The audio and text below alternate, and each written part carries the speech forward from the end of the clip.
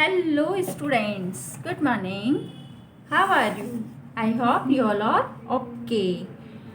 बेटा हम क्लास 8 की सोशल साइंस में आपका वेलकम करते हैं।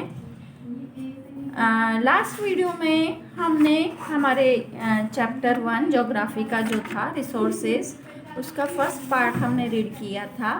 ओके तो रिसोर्सेज को कितने टाइप्स में क्लासिफाई किया गया है वो हमने रीड किया था। ठीक है, तो हमने रीड किया था बेसिस ऑफ देयर ओरिजिन, उनको ओरिजिन के आधार पर कितने भागों में बांटा गया है, उनको डेवलपमेंट के आधार पर कितने भागों में बांटा गया है, ये हम रीड कर चुके थे। अब हम उनको रीड करेंगे कि उनको रिन्यूएबिलिटी के आधार पर कितने भागों में बांटा गया है रिसोर्सेज को। ओके, तो स्टार्ट करते हैं हम हमारा ये चैप्टर जो बाकी बचा हुआ है। पेज नंबर है अपना 127। ओके, तो start our study on the basis of their renewability. There are certain resources which can be renewed or replenished quickly, whereas others are not. कुछ ऐसे certain resources होते हैं जो कि quickly renewed किए जा सकते हैं and various others are not, और दूसरे रिन्यू नहीं किए जा सकते, यानी उनका प्लेस कोई अदर नहीं ले सकता है। Hence these are classified as renewable and non renewable resources. इस तरह से उनको 2 टाइप्स में बांटा गया है। एक तो रिन्यूएबल जो कि इजीली रिन्यूएबल हो जाते हैं, एक अदर की प्लेस ले लेते हैं, और दूसरे होते हैं नॉन रिन्यूएबल रिसोर्सेज। अब हम पढ़ते हैं कौन कौन से हैं ये resources. Renewable resources, these resources which gets renewed और replenished quickly through natural process are called renewable resources. ऐसे रिसोर्सेज जो कि क्विकली नेचुरल प्रोसेस के द्वारा रिन्यू कर दिए जाते हैं उन्हें रिन्यूएबल रिसोर्सेज कहा जाता है। Some of these resources are unlimited in nature and can not be affected by human activities. इनमें से कुछ ऐसे रिसोर्सेज हैं जो नेचर में अनलिमिटेड हैं और वो ह्यूमन एक्टिविटीज़ से अफेक्ट नहीं होते, यानी प्रभावित नहीं करती उन्हें अफेक्ट ह्यूमन एक्टिविटीज़। वो है solar energy, wind energy, tidal energy etcetera. हम इनको रिन्यूएबल कर सकते हैं, लेकिन हमारी जो ह्यूमन एक्टिविटीज़ है इन एनर्जीज़ को इफ़ेक्ट नहीं करती है। But the stock of resources, the amount of resources available for use, लेकिन इन रिसोर्सेज का जो स्टॉक है वो लार्ज अमाउंट में अवेलेबल होता है। सच सोइल, कहाँ कहाँ पर मिलता है? सोइल में, वाटर में। Forest can be depleted if we use them carelessly and recklessly. और फॉरेस्ट में अगर हम उनको केयरलेसली यूज़ करते हैं तो वो उसमें डिप्लेक्ट हो जाता है, यानी कम हो जाता है। Similarly Aldous water is an unlimited resource, और सामान्यतः वाटर जो होता है वो अनलिमिटेड रिसोर्स है हमारा, but with the shortage and drying up of water due to the overuse, pollution of water and misuse of water bodies, it might become a scarce resource in future. लेकिन अभी जो हमारा जो water का जो shortage चल रहा है, यानी ड्राइंग अप हो रहा है, इसका ओवर यूज़ हो रहा है, वेस्ट हो रहा है, पोल्यूशन हो रहा है वाटर का, और इसका मिसयूज़ भी किया जाता है वाटर बॉडीज़ का। तो इस कारण से भविष्य में यानी फ्यूचर में ये जो वाटर रिसोर्स है हमारे यहाँ, इसकी स्कैरसिटी आ जाएगी, यानी ये बहुत कम हो जाएगा। तो हमें इसका कंजर्वेशन करना चाहिए वाटर का। अब सेकेंडली आता है non renewable resources. These are resources which have a limited stock and once they get exhausted. इनका लिमिटेड स्टॉक होता है। It takes thousands of year to be renewed और रिप्लेनिश्ड। ये रिप्लेस होने में थाउजेंड ऑफ ईयर्स ले लेते हैं, यानी हज़ारों साल इनको रिप्लेस होने में लगता है। These resources cannot be renewed within the life span of a human being. ये रिसोर्सेज एक मनुष्य के जीवन काल में यानी रिप्लेस नहीं हो सकते, यानी रिन्यू नहीं हो पाते हैं ह्यूमन बींग के स्पान में। So once exhausted they can not be renewed soon. Example coal, petroleum and natural gas. ये ऐसे रिसोर्सेज हैं जो काफ़ी हज़ारों साल बाद रिन्यू होते हैं, call petroleum and gas, natural gas. Okay, तो ये हमारा थर्ड टाइप था कि रिन्यूएबिलिटी के आधार पर 2 टाइप्स में हम रिसोर्सेज को क्लासीफाई कर सकते हैं। अब हम आते हैं हमारे फोर्थ क्लासिफिकेशन पे, on the basis of the distribution. Distribution के बेसिस पर इनको कितने टाइप्स में क्लासीफाई किया गया है।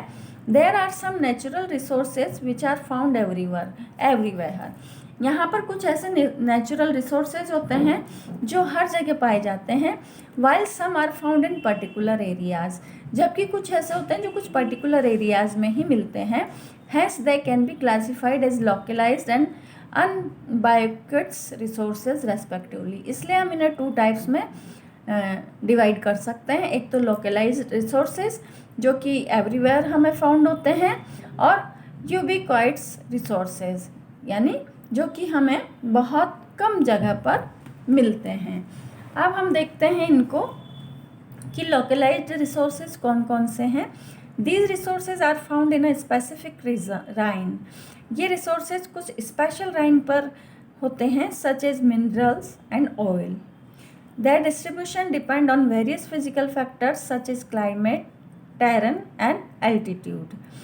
ये जो रिसोर्सेज हैं जैसे मिनरल्स एंड ऑयल्स, ये इनका डिस्ट्रीब्यूशन किस पर डिपेंड करता है, उस एरिया के फिजिकल फैक्टर पर डिपेंड करता है कि वहाँ का क्लाइमेट कैसा है, वहाँ का टेरेन कैसा है और वहाँ का एल्टीट्यूड कैसा है।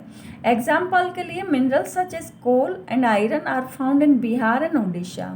जैसे हमारे कुछ मिनरल्स हैं कोल एंड आयरन, वो जनरली कहाँ पर पाए जाते हैं, बिहार एंड उड़ीसा में। ओके, उसके बाद हम सेकंड नंबर पे आते हैं यूबिक्विटस रिसोर्सेज पे। These resources are found everywhere.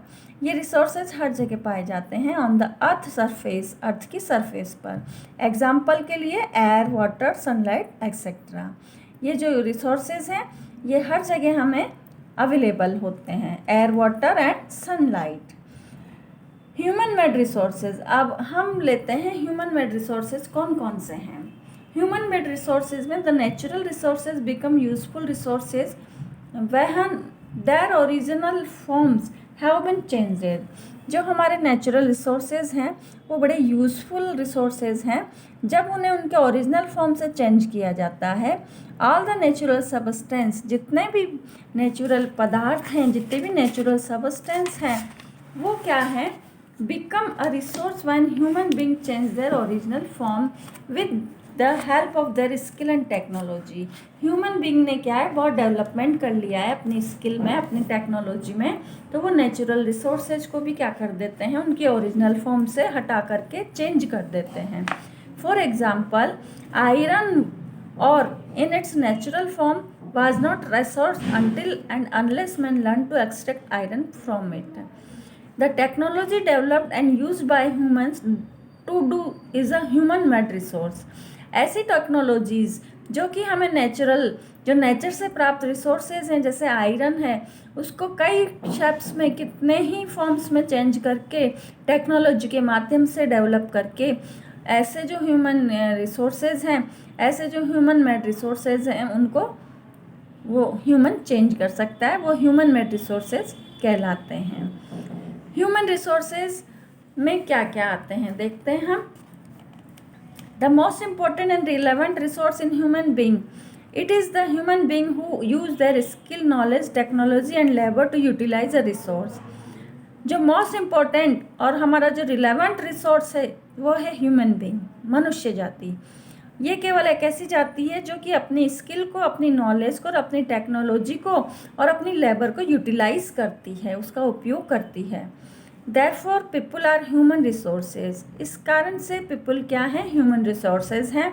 The development and economic prosperity of any nation mainly depends on how they are utilise their available resources. और हमारे किसी भी कंट्री का डेवलपमेंट, अब वो इकोनॉमिक प्रॉस्पेरिटी किस पर डिपेंड करती है कि हम हमारी रिसोर्सेज को कितने अच्छे तरीके से यूटिलाइज कर रहे हैं। It is the education and skill development of human being that is known as human resource development. और यही जो एजुकेशन है यही जो स्किल डेवलपमेंट है ह्यूमन बींग्स का, लोगों का, वो किस रूप में जाना जाता है? ह्यूमन रिसोर्स डेवलपमेंट के रूप में जाना जाता है कि ह्यूमन रिसोर्स डेवलपमेंट में ह्यूमन अपनी स्किल का, अपनी नॉलेज का किस तरह से यूटिलाइज करता है और किस तरह से वो अपना डेवलपमेंट करता है। ओके, अब हम आते हैं हमारे नेक्स्ट पॉइंट पे, रिसोर्स कंजर्वेशन। रिसोर्स का कंजर्वेशन हमें करना चाहिए। कंजर्वेशन का मीन्स होता है संरक्षण, ताकि वो खत्म ना हो। The resources should be use carefully and judiciously so that they are not exhausted. हमें रिसोर्सेज का बहुत केयरफुली और जुडिशली, न्यायपूर्ण तरीके से यूज़ करना चाहिए ताकि वो फिनिश ना हो।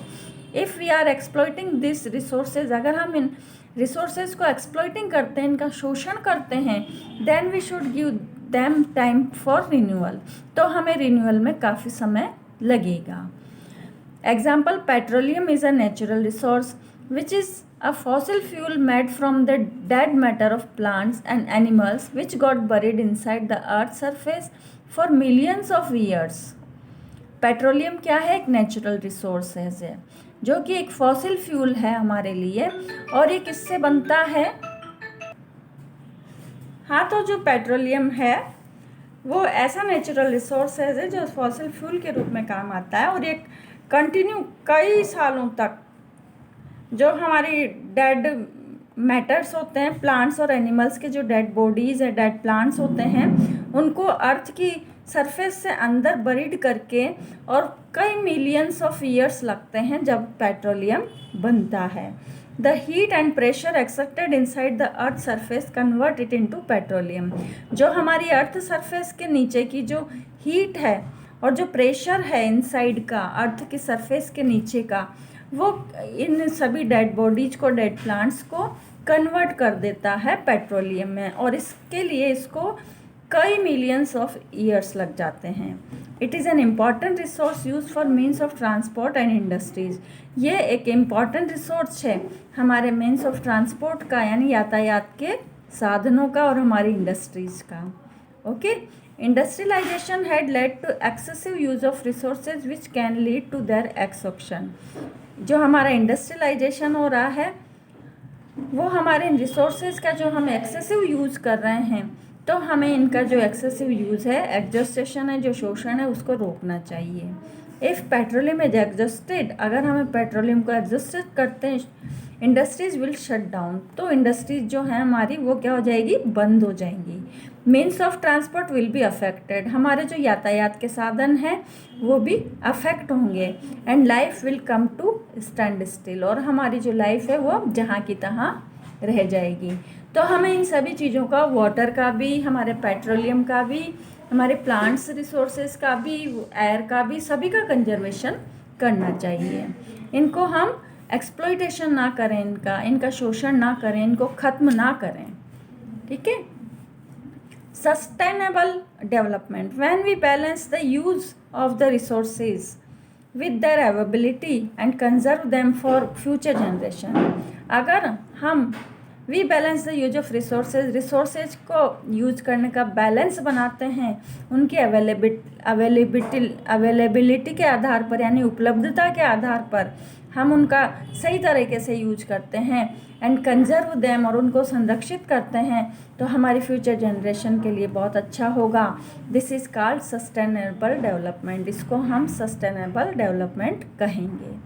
Our earth has gifted us with various natural resources, हमारी अर्थ ने हमें बहुत सारे नेचुरल रिसोर्सेज गिफ्ट किए हैं, and hence it is our moral responsibility, और ये हमारी नैतिक जिम्मेदारी बनती है to see that we balance the use of resource for future, कि हम हमारे रिसोर्सेज का इस तरह से यूज करें, यूटिलाइज करें कि वो हमारे फ्यूचर के लिए भी बच सकें।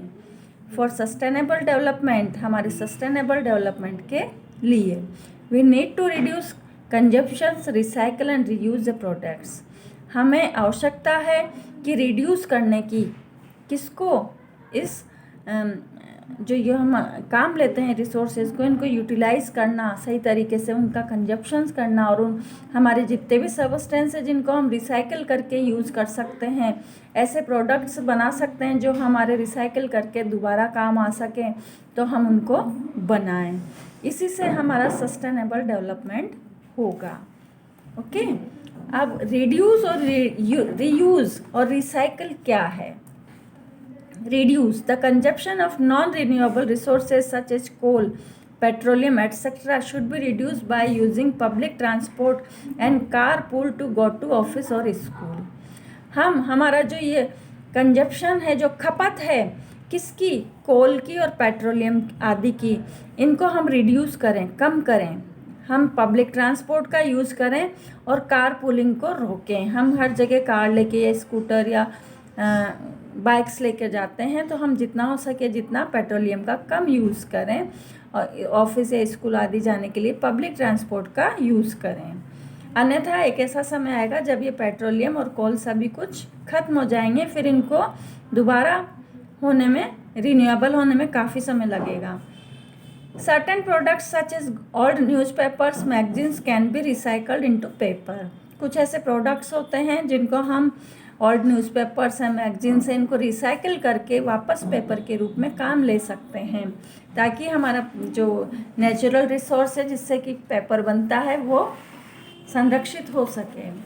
ओके, अब हम आते हैं रीयूज़। रीयूज़ क्या होता है? यानी दोबारा यूज़ करना। Paper bags and cloth bags should be used so that we do not need a new bag every time we go to the market. हमें मार्केट जाते समय पेपर बैग्स और हमारे जो क्लॉथ के बैग्स होते हैं, थैले कपड़े के, उन्हें यूज़ करना चाहिए, ताकि हमें आवश्यकता नहीं पड़े हमेशा हर नए बैग की, जो कि हम बाज़ार से लाते हैं जैसे पॉलीथीन आदि, तो उनकी हमें आवश्यकता नहीं पड़े। हम रीयूज़ करें किसी भी चीज़ का, फेंके नहीं।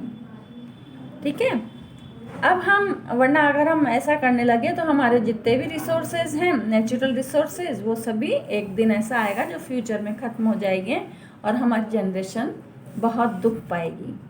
ठीक है, अब हम आते हैं principal of sustainable development. Sustainable development के प्रिंसिपल क्या हैं? Reduce and minimize the depletion of natural resources. हमारे जो नेचुरल रिसोर्सेज का जो डिप्लेटेशन हो रहा है, शोषण हो रहा है, ख़त्म हो रहा है, उसको हम मिनिमाइज़ करें, कम करें। All forms of life should be taken care and should be respected. Life की जितनी भी फॉर्म्स हैं उनको केयर करें और उनका रेस्पेक्ट करें। Our attitude should be change towards our environment. हमारा जो एनवायरनमेंट है उसके प्रति हमारा एटीट्यूड चेंज करें हम। And we should take care of air, soil, water etcetera. जितने भी हमारे नेचुरल रिसोर्सेज हैं, एयर, सॉइल, वाटर एट्सेट्रा, जो भी हैं नेचर के, उनका हम क्या करें? टेक केयर करें, देखभाल करें, उनको रिड्यूस ना होने दें।